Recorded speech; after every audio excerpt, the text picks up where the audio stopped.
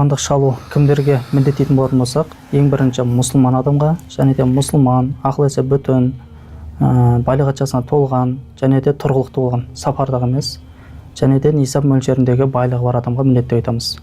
Енді осы нисап мөлшері дегеніміз, бұл шариғатымызда 85 грамм алтынның құнына тең келетін ақшаны айтамыз.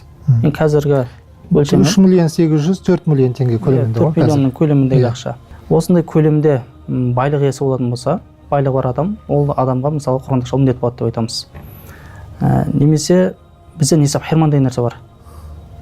Бұл мысалға жаңағыдай бір адам болуы мүмкін, асли қажеттіліктерінен, негізгі қажеттіліктерінен бөлек екінші үй болуы мүмкін, немесе екінші көлігі болуы мүмкін. Міне бұл адамдарға да құрбандық шалу міндетті деп айтамыз. Және де бізде тағы бір қосымша айтылатын нәрсе кедей адам. Мысалы кедей адамға құрбандық шалу міндетті емес, асылы құрбандық шалу міндетті емес. Бірақ егер де кедей адам құрбандықты ниет етіп мал сатып алған болатын болса, оған сол сатып алған малын құрбандық шалу уәжіп болады деп айтамыз.